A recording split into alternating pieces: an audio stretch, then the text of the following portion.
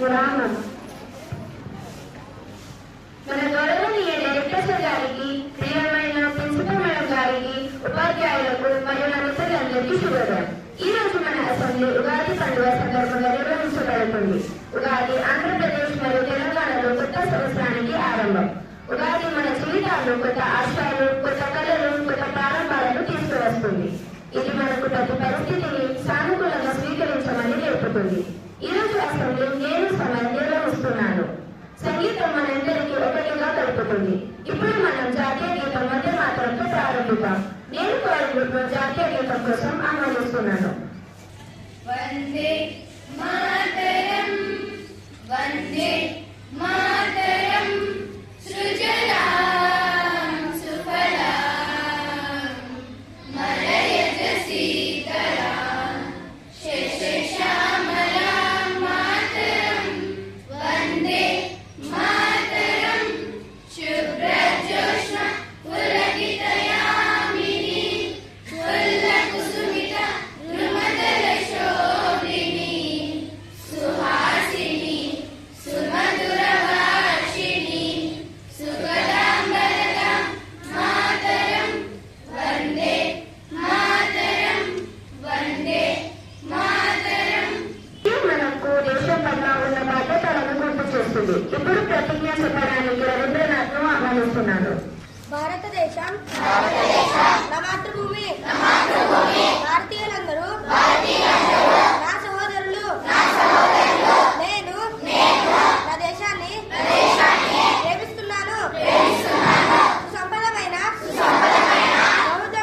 బహుళమైన నా దేశ వారసత్వ సంపద నాకు గర్వకారణం. దీనికి అర్హత పొందడానికి సర్వదా నేను కృషి చేస్తాను.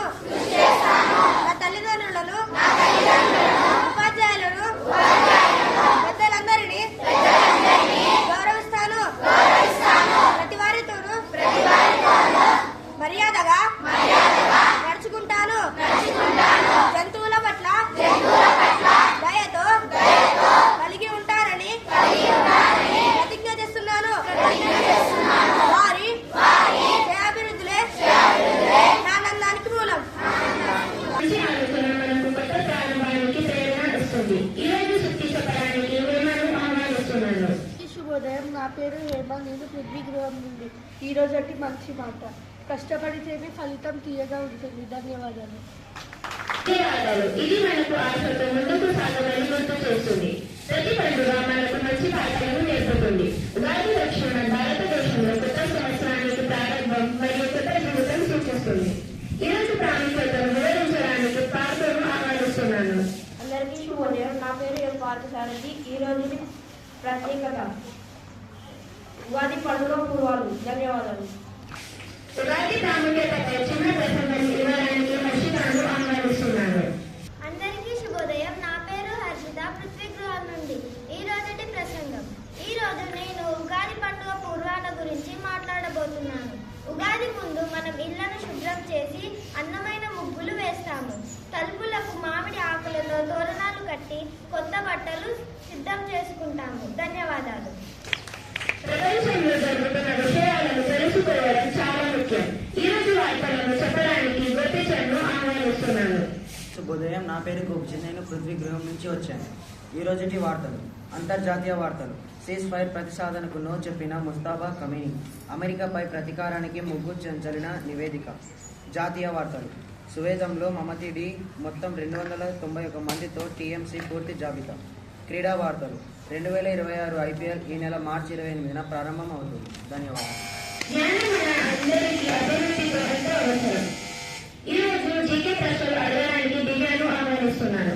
అందరికీ శుభోదయం. నా పేరు దివ్య. నేను పృథ్వీ గృహం నుంచి. ఈ రోజటి సామాన్య జ్ఞాన ప్రశ్నలు. మొదటి ప్రశ్న, ఉగాది ఏ నెలలో వస్తుంది?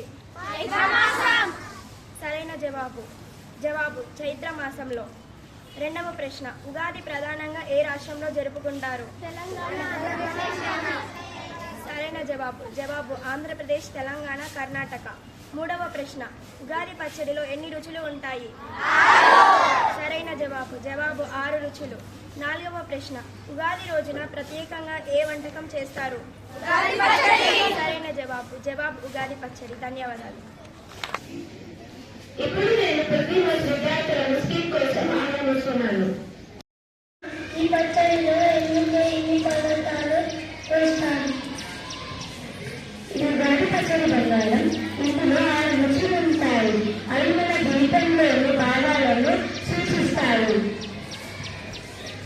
నేను తీపి సంతోషాన్ని సూచిస్తాను. అందరి జీవితం ఆనందంగా ఉండాలి. నేను చేదు కష్టాలను బాధలను సూచిస్తాను. జీవితంలో కష్టాలను కూడా అధిగమించాలి. నేను పులుపు ఆచర్యాలను మార్పులను సూచిస్తాను. జీవితం ఎప్పుడు ఒకేలా ఉండదు. కారం కోపం ఉత్సాహాన్ని సూచిస్తాను.